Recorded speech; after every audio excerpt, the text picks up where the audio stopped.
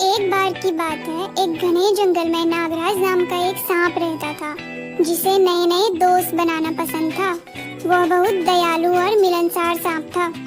अपने इन्हीं अच्छाइयों के वजह से वो जंगल में प्रसिद्ध था।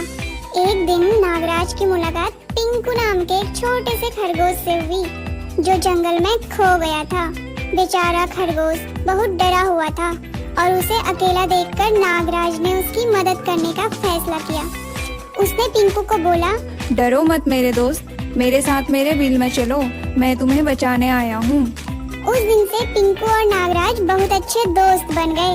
वो दोनों रोज साथ खेलते और खूब मस्ती किया करते थे। एक दिन जब वो खेल रहे थे तो अचानक से उन्होंने जंगल में एक जोर की आवाज सुनी।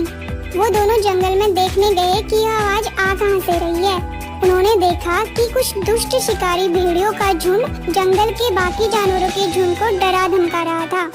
नागराज और पिंकू जानते थे कि उन्हें जानवरों की मदद करनी होगी। नागराज ने शिकारी भेड़ियों को डराने के लिए अपने शक्तिशाली फन का इस्तेमाल किया और पिंकू ने जानवरों को सुरक्षित जगह पर पहुंचाया। जानवर नागराज और पिंकू की बहादुरी और दयालुता को देखकर बहुत खुश हुए और उन्होंने उनको धन्यवाद किया। उस दिन के बाद नागराज जंगल का रक्षक बन गया और अपने रास्ते में आने वाले किसी भी खतरे पर नजर रखता था। पिंकू और नागराज और करीबी दोस्त बन गए और हमेशा एक दूसरे के साथ रहने लगे और इसलिए नागराज और उसके दोस्त पिंकू के बहादुरी और अच्छाइयों के कारण वह जंगल सुरक्षित और शांतिपूर्ण था। क्या चल रहा है नागराज? मुझे भूख लग रही है, मगर मुझे खाने को कोई शिकार ही नहीं मिल रहा है। क्या हो रहा है यहाँ? ओहो दादा, ज्यादा कुछ ना है। मैंने सुना है कि नदी में कुछ स्वादिष्ट मछलियाँ हैं। मैं कुछ मछलियाँ पकड़ने में आपकी मदद कर सकता हूँ मोगेम्बो। मैं बहुत तेज नहीं हूँ, लेकिन मैं चुपके से उनका पीछा करके तुम्हारी तरफ खदेड़ दूंगा और मैं अपनी तेज रफ्तार से मछली को कंफ्यूज कर सकता हूँ। अरे कबीरा, क्या तुमने खबर सुनी है? अरे मोमो, कहाँ खबर लाए हो?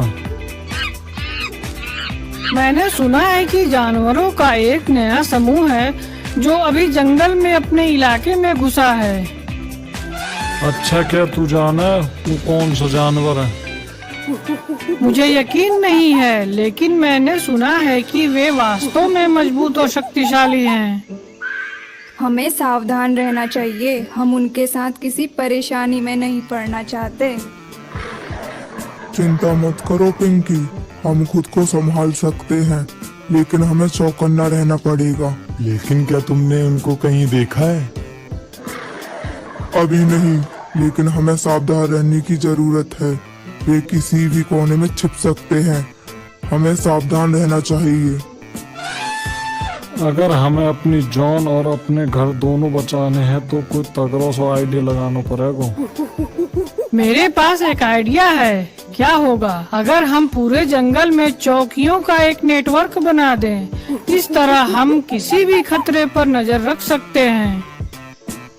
यह एक बहुत अच्छा आइडिया है मोमो। मैं पेड़ों की ऊंचाई पर चौकियां बनाने में मदद कर दूंगा और चीकू और मैं बारी बारी से उन पर नजर रख सकते हैं। और मैं अपनी चालाकी से उनकी जानकारी निकाल लूंगी। और मैं जरूरत पड़ने पर अपने जहर से उनके ऊपर हमला कर दूंगा।